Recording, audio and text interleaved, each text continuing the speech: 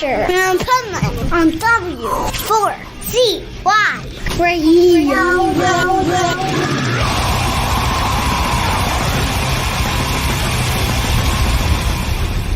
Wake up, America! It's time for the Adventures of Pipeman on W4CY.com, West Palm Beach's #1 internet radio station. Here's your host, the Pipeman.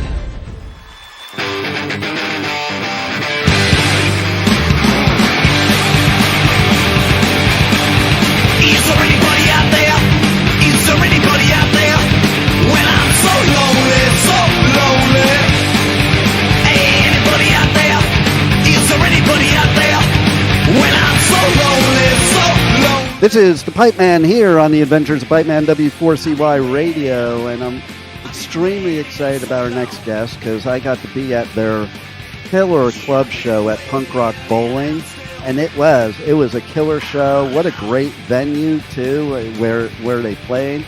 So let's welcome to the show, Blag from the Dwarves. How are you? Hey, straight out of Vegas, right? Yeah, that was a fun time with FYP and the Queers. That was we got to spend all weekend with the Queers. It was great. We had some fun, and FYP always legendary. Yes, and that. You know, I've been going to Vegas since I'm 12 years old, and I never even knew about that container park where you guys played. That was pretty cool. What a great venue. Yeah, it was a pretty neat place, that outdoor thing, and they had that weird sculpture out front that blew fire and stuff. Yeah, totally. I thought it was pretty cool.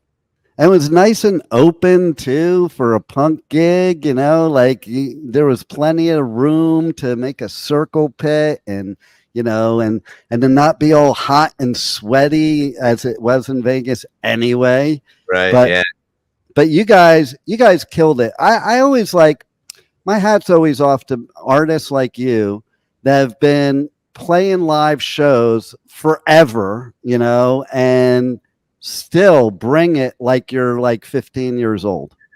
Yeah, I mean, there's just no other way to do it, right? I mean, when I'm out there and playing punk rock, it's just, let's do this, you know. It all the production value goes out the window, all of the scruples go out the window, and it's just rock and roll, you know.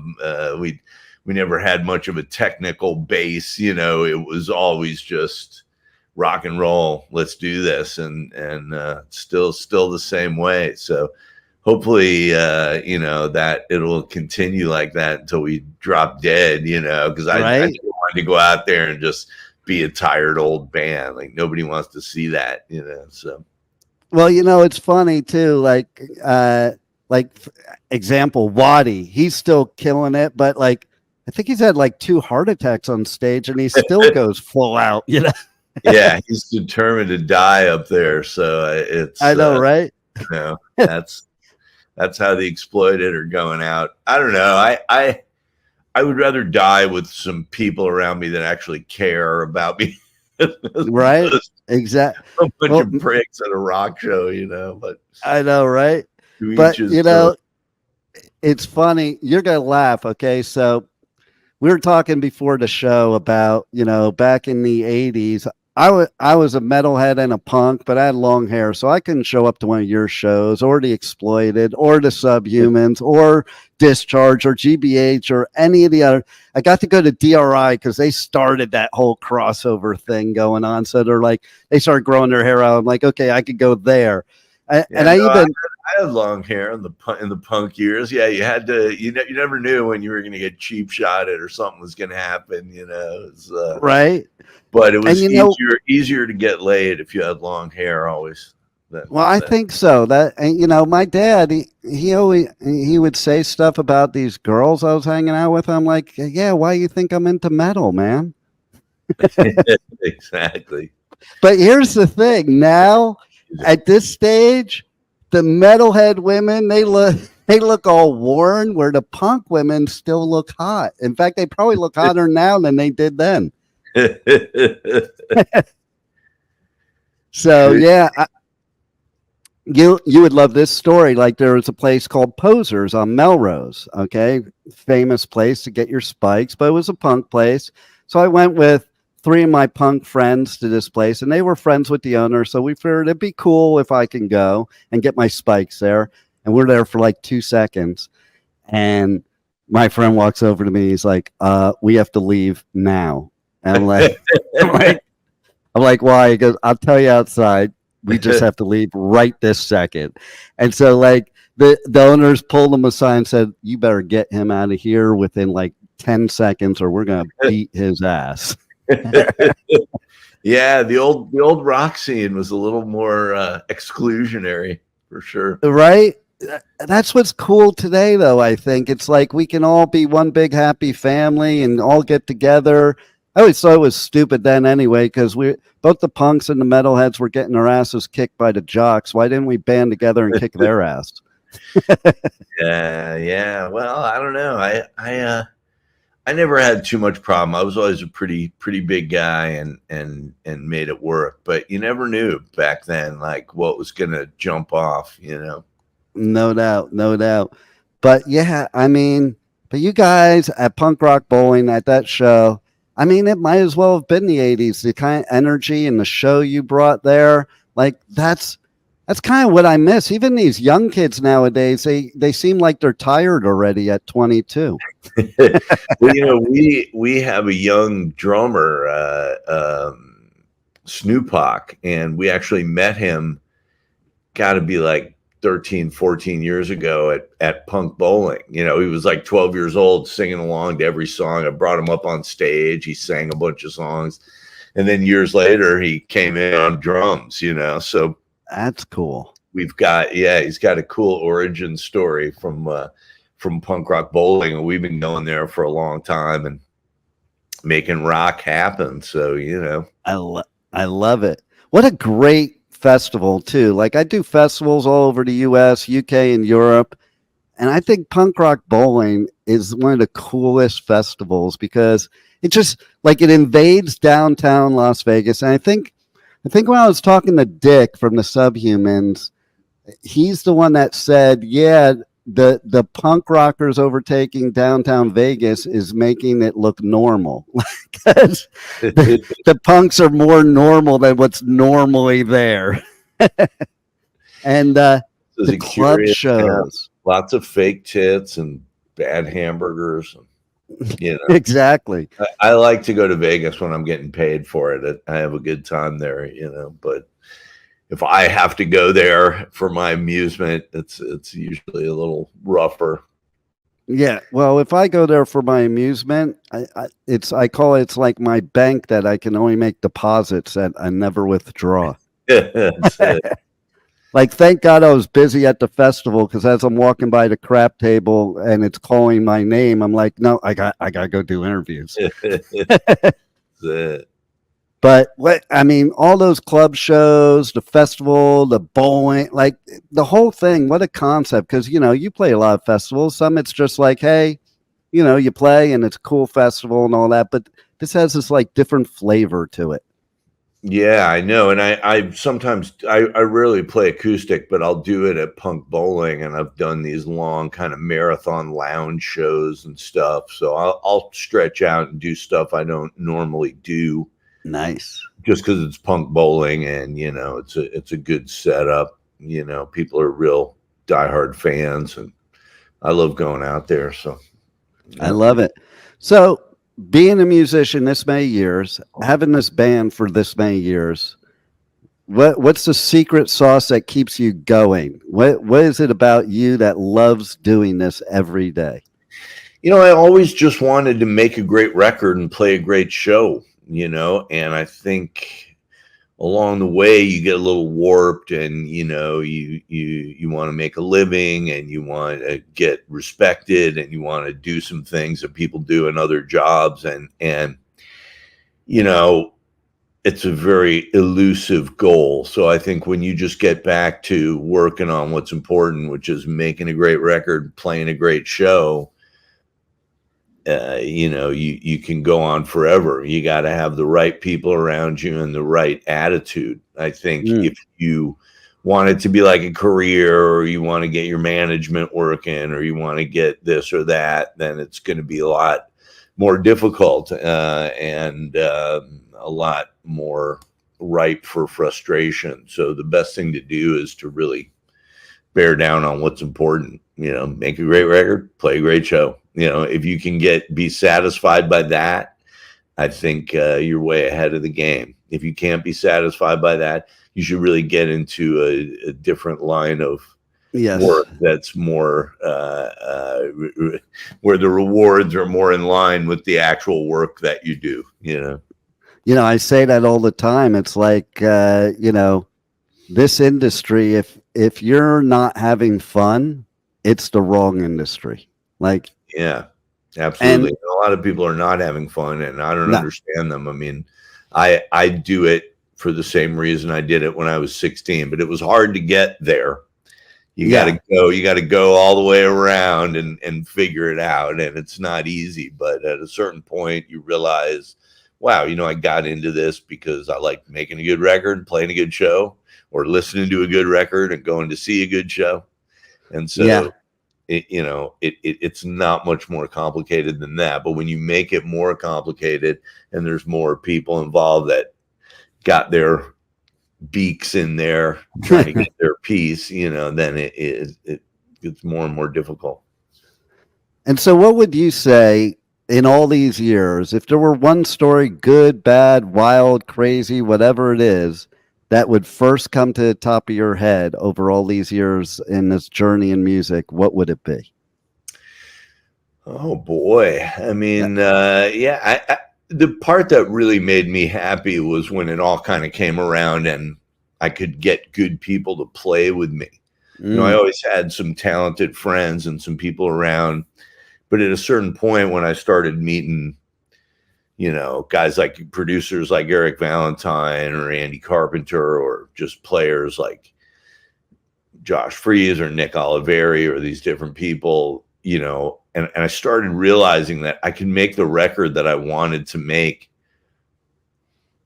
without being affiliated with some big label or having a lot of money behind it. I just by being me and having done what I had done, I could talk to people and, get some make even better records and have even cooler shit happen. And that was really important to me. That it took a while to get there. And, once I got there, that was great for me. I mean, the drugs and sex stories are great and fun, and they keep you rolling, but to be able to make these records for year after year, decade after decade, and feel like, wow, this is a great record. I really like this. I don't feel like we're losing it or losing a step or can't quite do it. To be able to do that deep into your 50s is a great feeling, And then a couple of years ago, I made my solo record, the introducing Ralph Champagne. And so I kind of made a new character and played different kind of music, more kind of retro or country-ish or lounge-ish, kind of more listenable American music. And again, just being able to have these big switches laid in your life and make a cool record and do something that you believe in, there's really no substitute for it. I think people get older and they care less and less about what they're doing, even if they get paid for it. And so to really enjoy making those records and to go in there and look forward to it. And, that's really the where the fun is for me. And I love too hearing stuff like what you're talking about with your solo record, because people have this concept that aren't familiar with punk, but just because you're into punk doesn't mean you're not into other things. And if you're a musician, I would think you would always want to experiment with no matter what it is. It doesn't have to be one specific way. And as you've been doing it for so many years, like, you do kind of want to do more things as you get better at your craft or as things change in life. And you don't want to make the same exact song record that you did 20, 30, 40 years ago. Yeah. Well, I mean, a lot of times in music, there's gold in the middle of the road, right? You do what you've already done or what people expect. And it's initially easier, and it's just easier to pull off and easier for people to swallow and digest, but again, we were always a little in your face and disturbing to people. And so when you disturb them one way, then they expect you to continue disturbing them that same way. We're going to keep screaming fuck and have the nudity and whatever.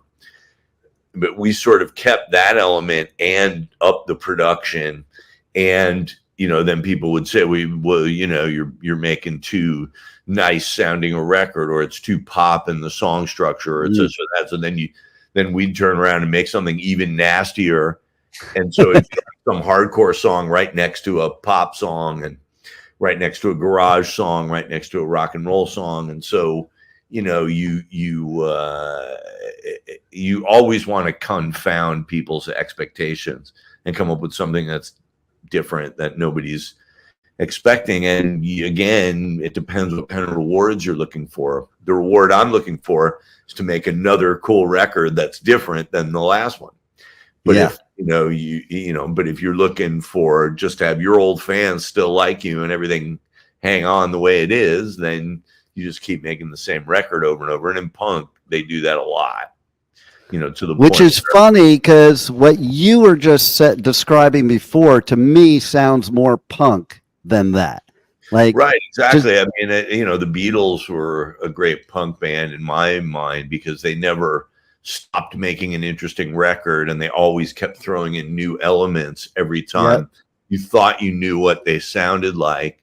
When they went psychedelic, everybody thought it was going to be the death of their career, and then they kind of went more kind of Laurel Canyon acoustic-y, and everybody thought that was going to be the end. And if you have to try and do every new division well, you got to, it's not enough to just go, well, now I got an acoustic guitar and a hat on, so I guess I'm country, or whatever. It's important that you kind of suspend your disbelief and really try and make not just a different kind of record, but a great record.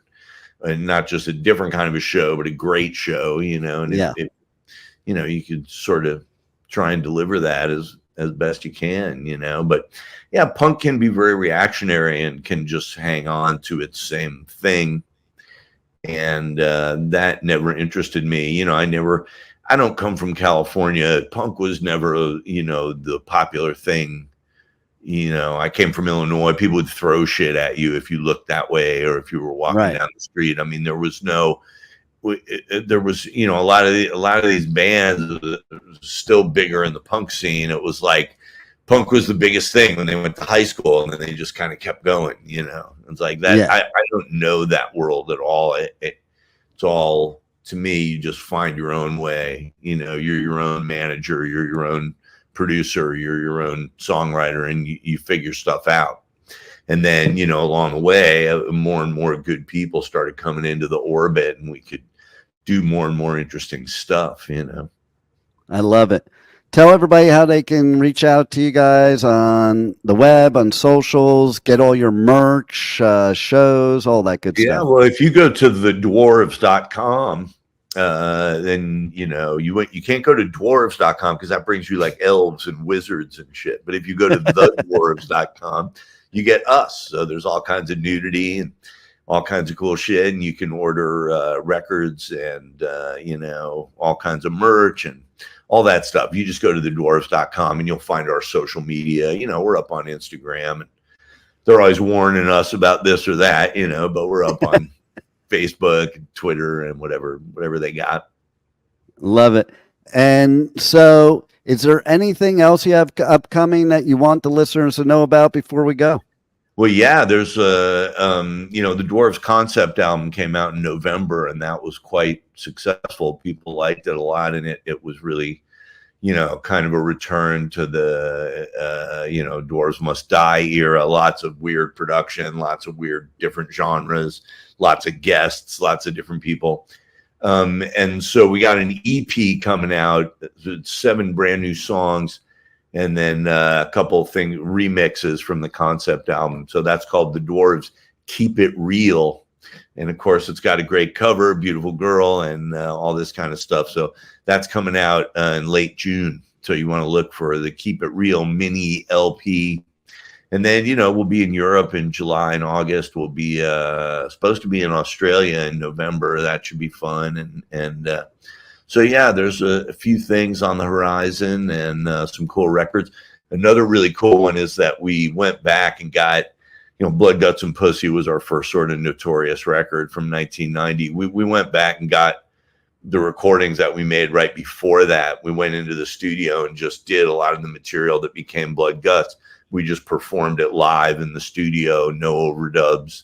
And so that stuff is finally going to get released now, something like, close to 40 years later. So that's going to be neat. It's coming out as Sunshine, Lollipops, and Rainbows. So that should be out next year.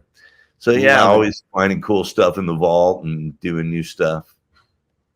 Well, I love hearing stuff like this because, man, you're just keeping it alive and still bringing great art to us. And thanks for doing it. Thanks for being at Punk Rock Bowling, and thanks for being on the Adventures of Pipeman. Well, thanks for talking to me. We will talk to you, Pipeman. Pipe on. Hit that pipe. You got it. Thank you for listening to the Adventures of Pipeman on W4CY Radio.